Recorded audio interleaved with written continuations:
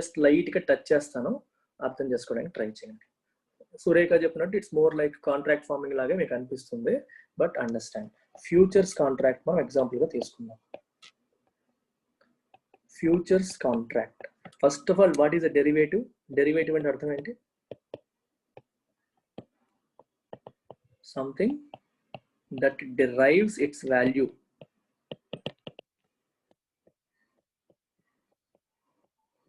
from an underlying asset. From an underlying asset. ఒక underlying asset నుంచి వాల్యూని derive చేసేదాన్ని మనం డెరివేటివ్ అంటాం. మీకు ఎగ్జాంపుల్ చెప్పాలంటే, if you get into A futures contract of turmeric, లేదా ఎక్కువగా ఆయిల్ లేదా మిల్క్, మీ ఇష్టం ఏదైనా కావచ్చు, వెళ్ళారనుకోండి, ఈ contract as such doesn't have any value, but it derives its value from the oil or milk on which the contract is made. Underlying asset అన్నాం చూడండి, ఇది అక్కడ మిల్క్ అయితే మిల్క్, టర్మరిక్ అయితే టర్మరిక్, ఆయిల్ అయితే ఆయిల్, దాని నుంచి కాంట్రాక్టిక్ వాల్యూ వస్తుంది తప్పితే కాంట్రాక్టిక్ as such doesn't have any value. ఇలాంటి వాటిని మనం డెరివేటివ్స్ అంటాం.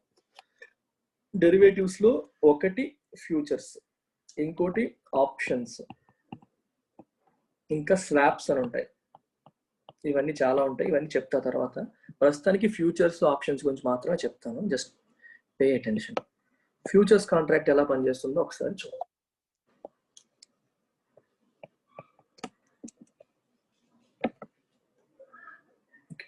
For example, you are a milk producer and this person is an ice cream maker. Okay, ice cream maker కి ఏం కావాలి? ఇన్పుట్ మిల్క్ కావాలి. మిల్క్ ప్రొడ్యూసర్ అవుట్పుట్ ఏంటి? మిల్కే. సో వీళ్ళిద్దరూ ఒకరితో ఒకరు ఇంటరాక్ట్ అవ్వాల్సిన అవసరం ఉంది. అయితే మిల్క్ ప్రైసెస్ బాగా వొలటైల్గా ఉన్నాయి, మారిపోతూ ఉన్నాయి. ఏ రోజు ఎలా ఉంటుందో ఎవరికి తెలియట్లేదు.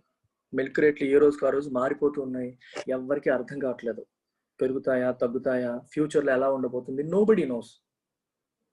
అందుకని చెప్పి ఈ మిల్క్ ప్రొడ్యూసర్ అనుకుంటాడు, ఈ రోజుకి లెటర్సే లీటర్ పాలు ఎంత మా రేటు కొంటున్నారు ఎవరైనా? ఈ రోజు ఎంత రేట్ చెప్పండి అప్రాక్సిమేట్గా?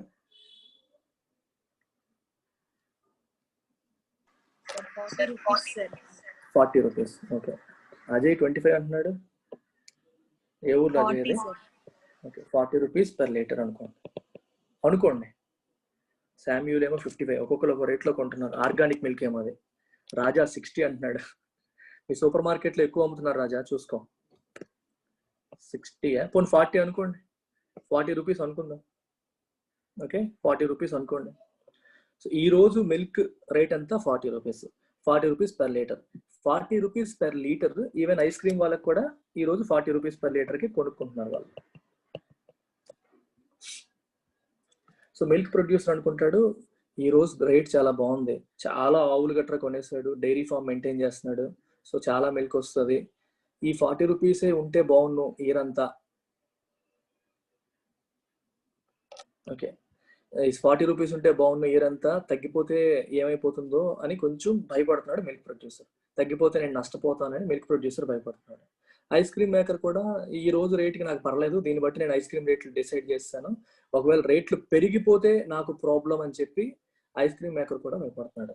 So both of them can come together and get in to A contract, and this contract is called futures contract. ఈ కాంట్రాక్ట్కి ఒక ఎక్స్పైరీ డేట్ ఉంటుంది. Every futures contract has an expiry date.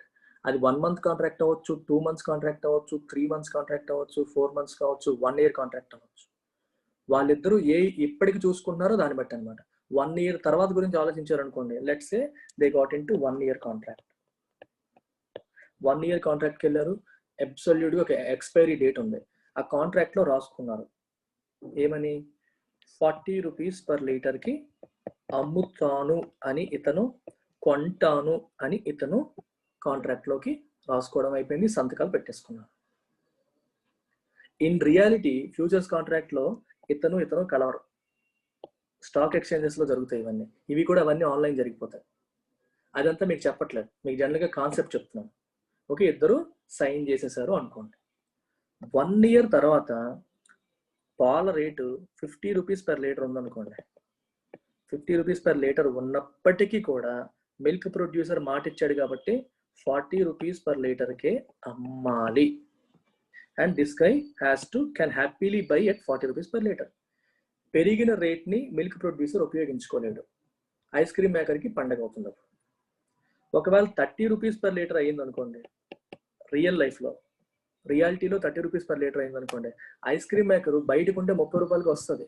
కానీ మాట ఇచ్చాడు కాబట్టి చచ్చినట్టు మిల్క్ ప్రొడ్యూసర్ దగ్గర 40 rupees పెట్టి కొనాలి. వేరే మార్గం లేదు. ఈ 30 రూపీస్ అయినప్పుడు మిల్క్ ప్రొడ్యూసర్కి ప్రాఫిట్ వస్తుంది. బయట అమ్మితే 30, కానీ ఫ్యూచర్స్ కాంట్రాక్ట్ ఉంది కాబట్టి అతను 40కి అమ్మగలుగుతున్నాడు. ఇదంతా బాగానే ఉంది. ఇది అర్థమైందా మీకు? ఫ్యూచర్స్ కాంట్రాక్ట్ ఎలా పనిచేస్తుందో. అసలు ఇది ఎందుకు సార్ అని డౌట్ వస్తుంది. ఎందుకు ఇవన్నీ? Why do you need all that? Why do you need this futures contract or options contract? ఇవన్నీ ఎందుకు?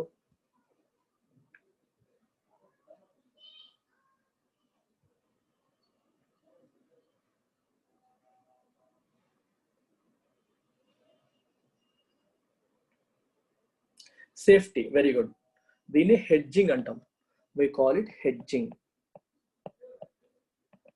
బిజినెస్ ఎప్పుడు కూడా స్టెబిలిటీని కోరుకుంటుంది. బిజినెస్ ఎప్పుడు కూడా నా ఫ్యూచర్లో నాకు ఎలా ఉండాలి, నాకు ఎలా ఉంటే బాగుంటుంది, మన రెవెన్యూస్ ఎలా ఉంటే మనకి సెక్యూర్గా ఉంటుంది అని చెప్పి బిజినెస్ ఎప్పుడు కూడా it looks for security. Business security చూసేటప్పుడు మన సెక్యూరిటీ ఎలా వస్తుంది, ధైర్యం ఎలా వస్తుంది మనకి? Only when the prices are fixed. రేట్లు విపరీతంగా వాలటైల్ అయినప్పుడు మనకి భయం వేస్తుంది కదా, ఎలా ఉంటుందో తెలియదు, ఏమైపోతుందో తెలియదు. బాగా తగ్గిపోతే లాస్ అయిపోతాం, బాగా పెరిగిపోతే అంటే ఎవరో ఒకళ్ళు ఏదో టైంలో లాస్ అవుతారు.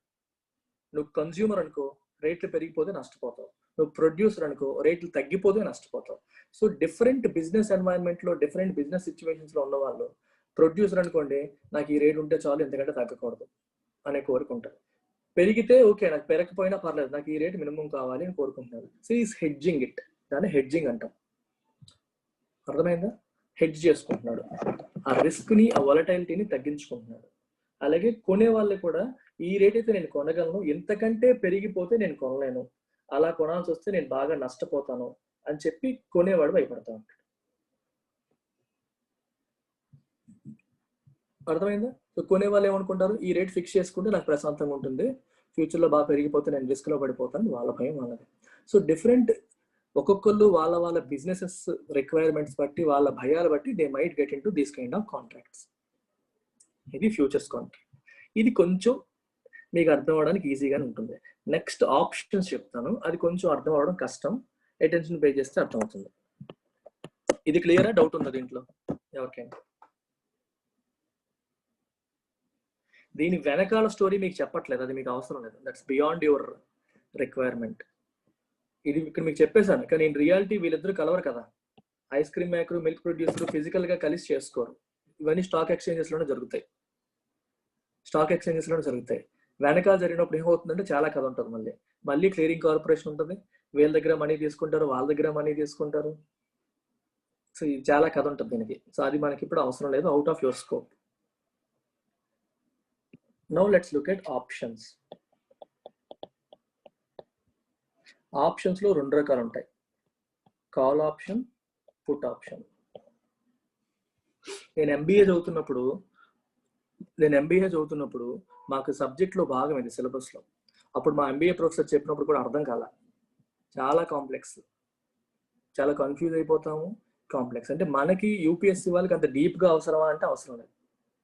ఎంత అవసరమో అంతవరకు చెప్తాను, అంతవరకు నేర్చుకోండి, సరిపోతుంది.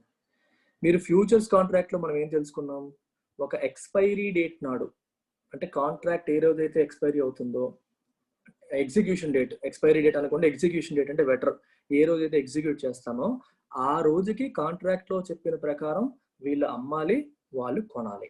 అది ఫ్యూచర్స్. కానీ ఆప్షన్స్కి ఎలా వస్తుందంటే there is an expiry date. ఆ రోజు దాటితే ఆ కాంట్రాక్ట్ ఎక్స్పైర్ అయిపోతుంది, ఆ రోజు లోపు నువ్వు కాంట్రాక్ట్ను వాడుకోవచ్చు. మీకు ఎగ్జాంపుల్ చెప్పాలంటే let's go with call option. Call option ఏం చేస్తుందంటే it gives you right to buy a security at a specified price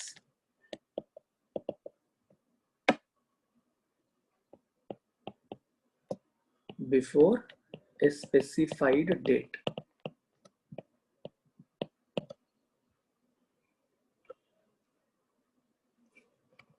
Example తీసుకుందామా కాల్ ఆప్షన్ కి. Let's say I want to ఏం చేద్దాం, రిలయన్స్ షేర్ తీసుకుందాం.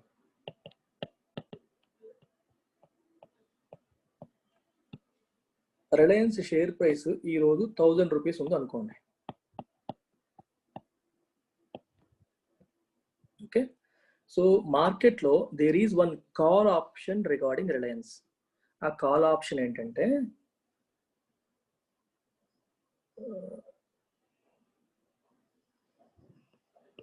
1200 రూపీస్ పర్ షేర్ అని చెప్పి రాసుంది.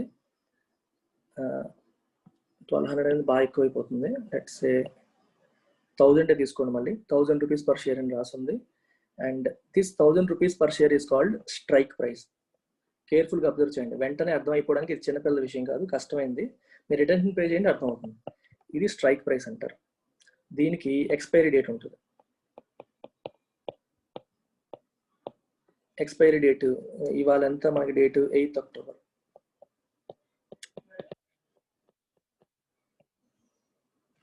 8th అక్టోబర్ ఇవాళ డేట్. సో మనకి ఎక్స్పైరీ డేట్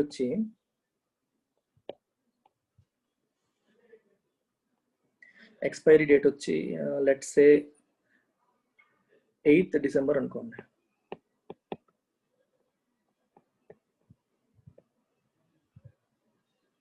8th డిసెంబర్ ఏమో expiry date. And let us say it is a call option.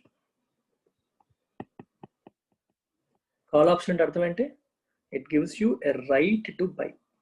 అంటే నీకు ఒక హక్కు లభిస్తుంది. To buy what? A security. Security అంటే అర్థం ఏంటి? షేర్ కానీ ఏదైనా. ఇప్పుడు మనం ఎగ్జాంపుల్ ఏం తీసుకున్నాం? రిలయన్స్ షేర్ తీసుకున్నాం. ఫర్ ఎగ్జాంపుల్, నేను ఈ కాల్ ఆప్షన్ కొనుక్కుంటే, అండ్ ప్రతి ఆప్షన్ కూడా మినిమం నెంబర్ ఆఫ్ షేర్స్ ఉంటాయి. లెట్స్ సే 100 షేర్స్ అనుకోండి. 100 షేర్స్ యొక్క కాంట్రాక్ట్ ఇది. నేను ఇది కొనుక్కున్నాను అనుకోండి. నేను ఈ కాల్ ఆప్షన్ కొనుక్కుంటే లెట్ us say ఫ్యూచర్లో, ఇది 8th అక్టోబర్ రోజు కదా మనం చూసాం రేటు. ఫ్యూచర్లో let's say 8th November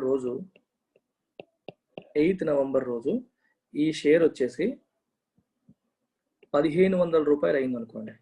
Reliance share ఎంత అయింది? 1500 అయింది. కానీ నా దగ్గర ఏముంది? I have purchased a right to buy. కొనడానికి హక్కుని నేను కొనుగోలు చేశాను. ఎన్ని కొనడానికి? 1000 షేర్స్. ఏ రేట్లో కొనడానికి? At 1000 rupees per share. Market rate ఎంత ఉందో నాకు సంబంధం లేదు. నేను 1000 రూపాయలు పెట్టి కొనడానికి హక్కుని పర్చేజ్ చేశాను. ఆ హక్కుని వినియోగించుకోవాలా వినియోగించుకోకూడదు అనేది నా ఇష్టం. 8 నవంబర్ రోజు రిలయన్స్ యాక్చువల్ మార్కెట్ ప్రైస్ 1500 ఉంది. కానీ నా దగ్గర ఏముంది? 100 షేర్లు ఉన్నాయా అంటే 100 షేర్లు లేవు. 100 షేర్లు 1000 రూపాయలు పెట్టి కొనుక్కోవడానికి హక్కు ఉంది, రైట్ ఉంది. I can exercise this right on that particular day. నేను దీన్ని ఎక్సర్సైజ్ చేయొచ్చు, అంటే దాన్ని ఇంప్లిమెంట్ చేయొచ్చు. కాంట్రాక్ట్ చేతిలో ఉంది, నీ దగ్గర హక్కు ఉంది. అప్పుడు నీకేమవుతుంది? నీకు ఈ ఆప్షన్ ఎవడైతే అమ్మాడో seller of this option has to give you 100 shares of Reliance at 1000 rupees per share. చచ్చినట్టు వాడు నీకు ఇవ్వాలి. నువ్వు మార్కెట్ రేట్ 1500 ఉంది, కానీ నీకు 1000 రూపాయలకి 100 షేర్లు వస్తాయి. ఆ 100 షేర్లు నువ్వు వెంటనే మార్కెట్లో అమ్మేసుకుంటే 1500కి అమ్మేసుకుంటావు ఒక్కొక్క షేర్ మీద 500 చొప్పున 100 షేర్లకి 100 × 500 50,000 రూపాయలు నీకు ప్రాఫిట్ వచ్చేస్తుంది. అర్థమైందా? అయితే ఇక్కడ ఒక్క విషయం మీరు గుర్తుపెట్టుకోండి. ఇక్కడ మనం ఏం కొన్నాం? కాల్ ఆప్షన్ కొన్నాము అంటే అర్థం ఏంటి? మనం ఎంతో కొంత పే చేసినట్టే కదా. పే చేసినట్టే కదా. ఎవరికి పే చేసినట్టు? సెల్లర్కి. మనకి ఎవరైతే ఈ ఆప్షన్ నమ్మారో, యూఆర్ బయింగ్ ఫ్లెక్సిబిలిటీ కదా. 3 నెలల్లో నేను ఈ రేట్కే కొనుక్కునే ఫ్లెక్సిబిలిటీ నువ్వు కొనుక్కుంటున్నావు ఈరోజు. You're buying a flexibility. ఆ ఫ్లెక్సిబిలిటీ నీకు సెల్లర్ ఇస్తున్నాడు. ఆ ఫ్లెక్సిబిలిటీ నీకు సెల్లర్ ఇస్తున్నందుకు you have to pay premium to him. తనకి నువ్వు కొంత ప్రీమియం చెల్లించాలి. ఆ ప్రీమియమే సెల్లర్కి ఇమీడియట్గా వచ్చే మనీ. సెల్లర్ ఎందుకు సార్ ఈ పని చేస్తాడు పిచ్చోడు అంటే, సెల్లర్కి ప్రీమియం డబ్బులు వస్తున్నాయి, ప్లస్ రెండోది సెల్లర్ దృష్టిలో రిలయన్స్ ప్రైస్ పెరగదు, తక్కువ ఉంటుంది అని సెల్లర్ ఒపీనియన్. సో ఈ ప్రీమియం వచ్చేసి లెటస్ సే ఒక్కొక్క షేర్కి 50 రూపీస్ అనుకోండి. సో 100 షేర్లకి ఎంత అవుతుంది? 5000 రూపీస్. అంటే 5000 పెట్టి కొనుక్కున్నాను. సో రేపు పొద్దున తన ప్రాఫిట్లోంచి ఈ 50 into 100 తీసేయాలి. ఇది ఆల్రెడీ ఖర్చు పెట్టేశాడు కదా, అది మైనస్ చేయాలి. అది మైనస్ చేసాక వచ్చేదే కాల్ ఆప్షన్ కొన్న బయ్యర్ యొక్క యాక్చువల్ ప్రాఫిట్. మీకు అర్థం కాకపోతే నేను రిపీట్ చేస్తాను. హెజిటేట్ చేసి సార్ కష్టమైపోతుంది కదా అని తలవద్దు. నేను మీకు రియల్ లైఫ్ ఎగ్జాంపుల్ మీ పేర్లు పెట్టి ఇంకోటి చెప్పమంటే చెప్తాను. ఇంకోసారి చెప్పాలా మీ పేర్లు పెట్టి? సార్ ప్రీమియం దగ్గర నుంచి చెప్పరా సార్? అదే ఇప్పుడు కాల్ ఆప్షన్ నేను కొన్నాను అంటే ఏం కొన్నాను? I'm buying A right. I'm not buying shares. I'm not buying shares. I'm buying A right to buy shares. హక్కును కొంటున్నాను. ఆ హక్కు నాకు ఎవరు అమ్మారు? ఒక సెల్లర్ అమ్మాడు. ఆ సెల్లర్ని కాల్ రైటర్ అంటారు.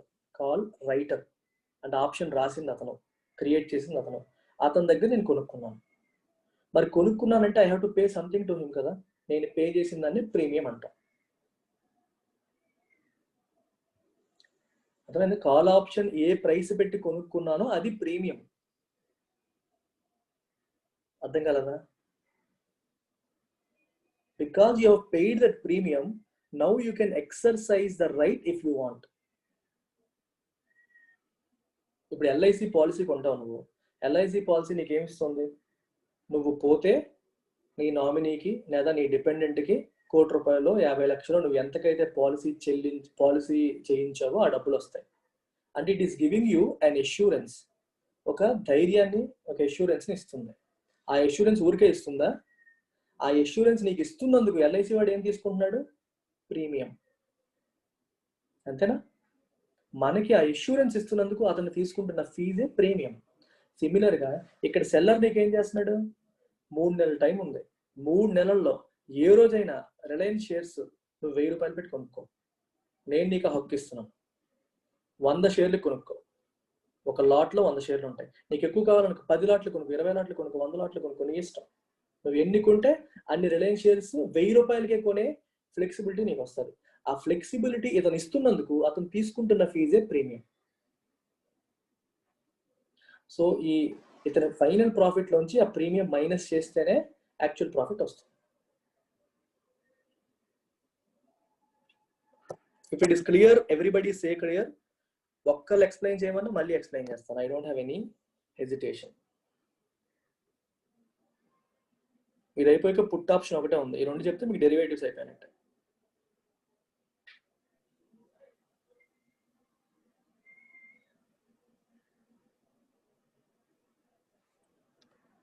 ఓకే, ఒక్కళ్ళు ఎక్స్ప్లెయిన్ చేయమన్నారు. అనుదీప్ ఎక్స్ప్లెయిన్ చేయమంటున్నాడు, నేను చేస్తున్నాను. So Anudeep is also a member now. మళ్ళీ ఒకసారి వినేయండి, అర్థమైన వాళ్ళు కూడా ఒకసారి వినేయండి. So the transaction is between Anudeep and Surekha అనుకున్నాం. Anudeep, you want to be buyer or seller? Tell me. Seller sir. Seller.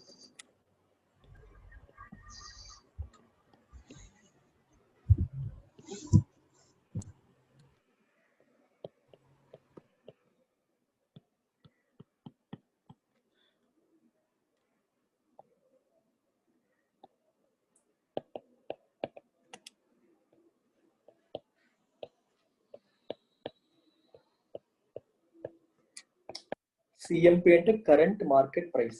Present ఉన్న మార్కెట్ ప్రైస్ ఎంత రిలయన్స్ది? 1000 రూపీస్ అనుకోండి. Okay, now Anudeep is designing a call option. In fact దాన్ని ఏమంటాం? రైటింగ్ అంటాం. ఒక call option తయారు చేస్తున్నాడు. ఆప్షన్లో అనుదీప్ ఏమంటున్నాడంటే,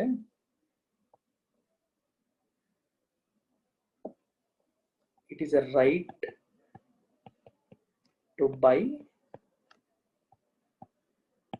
రిలయన్స్ at 1000 రూపీస్. కొంచెం పెంచుదాం పోనీ, అదే నెంబర్ పెడుతున్నాం ఇప్పుడు. 1100 రూపీస్ పర్ షేర్ అని చెప్పారు. దీనికి ఎక్స్పైరీ వచ్చేసి 8th డిసెంబర్ అని చెప్పి రాసింది. ఈ 1100 మనం ఏమంటాం? స్ట్రైక్ ప్రైస్ అంటాం.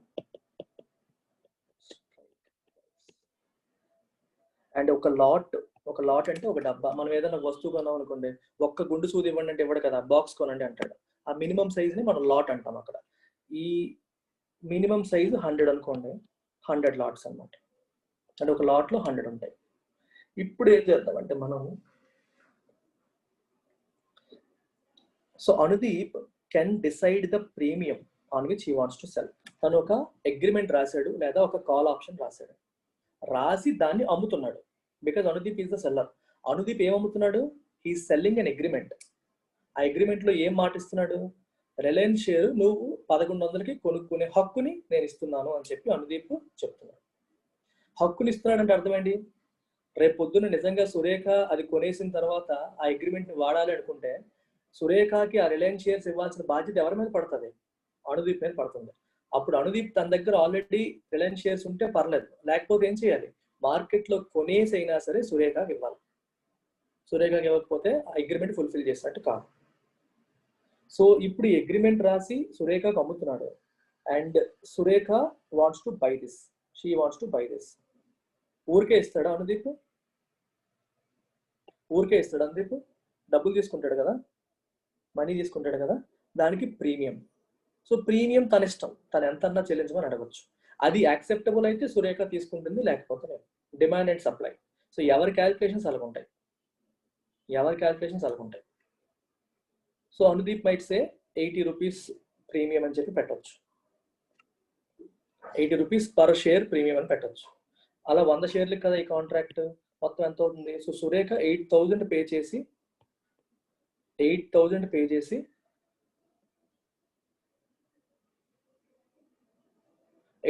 పే చేసి ఈ కాల్ ఆప్షన్ కొనేసుకుంది. ఈ 8,000 అనుదీప్కి వెళ్ళిపోయింది. అనుదీప్ అర్థమైందా ఇది?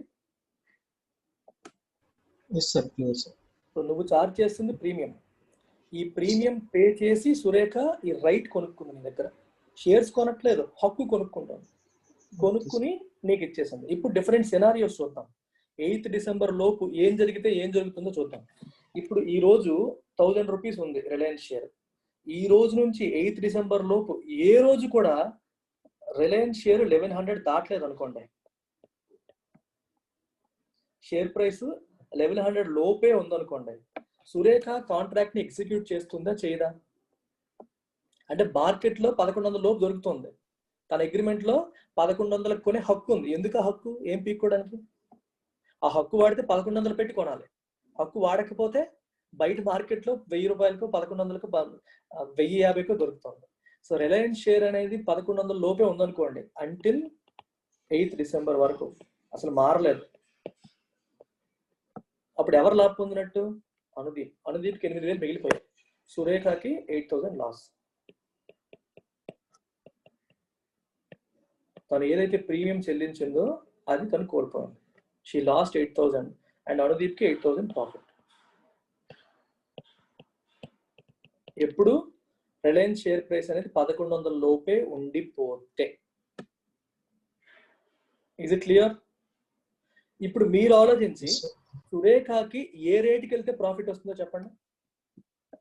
షేర్ ప్రైస్ ఏ రేటుకి వెళ్తే సురేఖకి ప్రాఫిట్ వస్తుంది? కరెక్ట్ గా చెప్పాలి.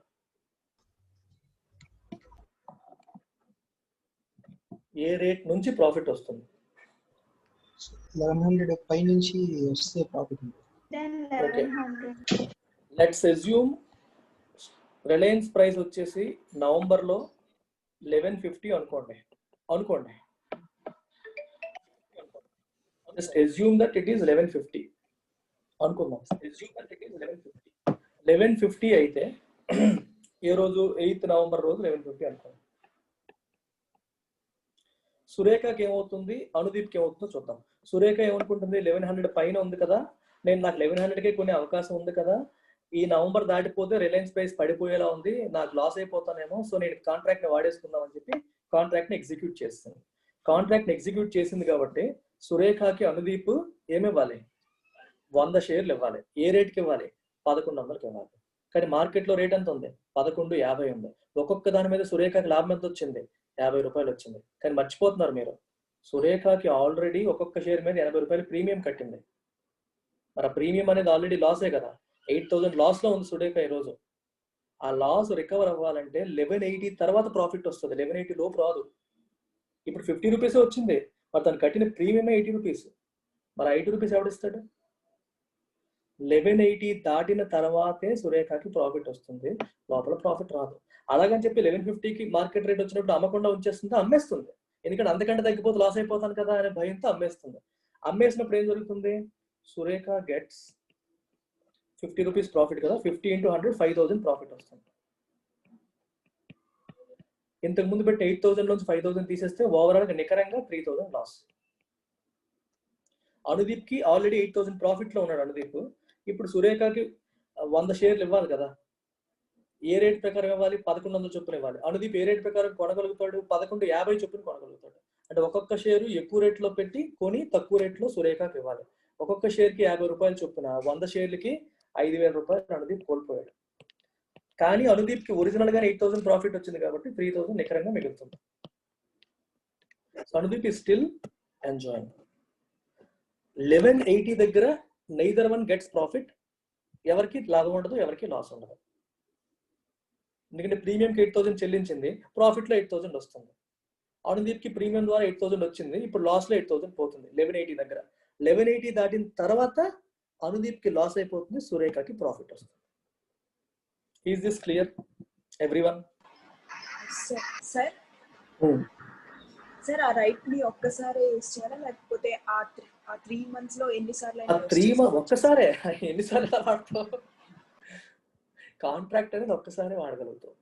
ఇప్పుడు 1150 దగ్గరే సురేఖ టెంప్ట్ అయిపోయి కాంట్రాక్ట్ ని వాడేసింది. నెక్స్ట్ డే షేర్ ప్రైస్ 1250కి వెళ్ళింది, కానీ మరి నువ్వు వాడలేవు. నువ్వు ఆల్రెడీ వాడేసావు, ముందే వాడేసావు. సో స్పెక్యులేషన్ చేయాలి. పెరుగుతుందా, తగ్గుతుందా, ఇంకా పెరుగుతుందా, తగ్గుతుందా. సో స్పెక్యులేషన్, గెస్ వర్క్ చాలా ఇన్వాల్వ్ అవుతుంది అన్నమాట ఇక్కడ. ఒకసారి 50 ఒకసారి 50 అట్లా వాడుకోవచ్చు. అలా వాడుకోవచ్చు. అలా వాడలేవు. మినిమం లాట్ సైజ్ కదా 100. Minimum lot size 100. ఇప్పుడు ఫర్ ఎగ్జాంపుల్ 200 ఉందనుకో, అప్పుడు 100 ఒకసారి 100 ఒకసారి చేసుకోవచ్చు. అలా చేయొచ్చు. పార్షియల్ ఎగ్జిక్యూషన్ చేయొచ్చు. Lot size minimum box size తగ్గించలేము మనం. 100 మినిమం మనం. తను ఒక లాటే కొంది, 10 లాట్లు కొన్నాను అనుకో, కొన్ని లాట్స్ ఎగ్జిక్యూట్ చేయొచ్చు, కొన్ని ఉంచుకోవచ్చు. లాట్ సైజ్ తగ్గించడం. బాక్స్ ఓపెన్ చేస్తే చెల్లదు కదా. అయితే ఇక్కడ ఇంకో విషయం మర్చిపోతున్నారు మీరు.